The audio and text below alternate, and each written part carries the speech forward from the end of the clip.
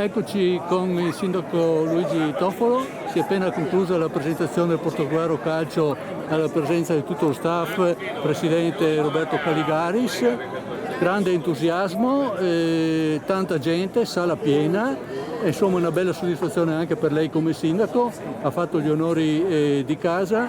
Cosa le è rimasto di quanto è stato detto? Sicuramente ho trovato nel presidente Caligaris un uomo che ha passione per questo sport, passione per Portogruaro. Appena ci ha manifestato la sua voglia di restare qui proprio perché ha sentito la storia che sta dietro a questa società, e questo è un motivo per questa sfida che lui ha lanciato con se stesso, ma poi anche con la città e con i ragazzi, quindi questo è veramente un ottimo punto di partenza. Vogliamo anche rassicurare i tifosi perché in Consiglio Comunale Geronazzo aveva fatto notare che manca ancora la convenzione. Lei ha detto che ci state lavorando, ci può dire qualcosa di più?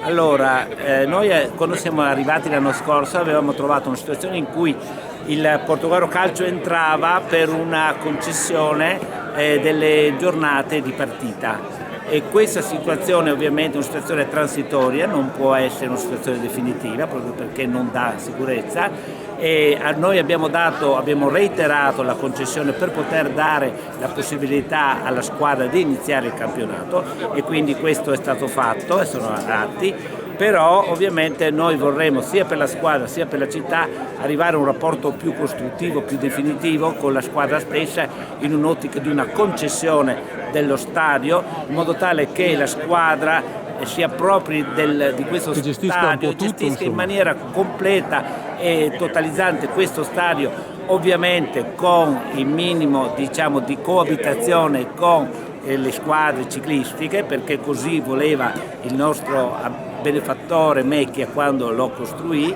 e quindi un piccolo spazio va lasciato sicuramente alle squadre ciclistiche, ma credo che assolutamente ci sia la possibilità di convivenza fra le due attività, assolutamente, e anche i lavori stessi adesso mi è stato assicurato dai dirigenti che sono assolutamente compatibili con l'attività calcistica. Quindi io voglio rassicurare assolutamente la città, perché noi ce la metteremo tutta per arrivare a questa collaborazione veramente efficace e costruttiva con la Portogallo. Allora, in chiusura, siccome non è stato accennato ma la gente me l'ha chiesto in tanti, c'è la preoccupazione, visto che le prime partite si giocano fuori casa, del manto del campo. Attualmente lo gestisce il Comune e poi nella convenzione lo gestirà il Portogallo Calcio?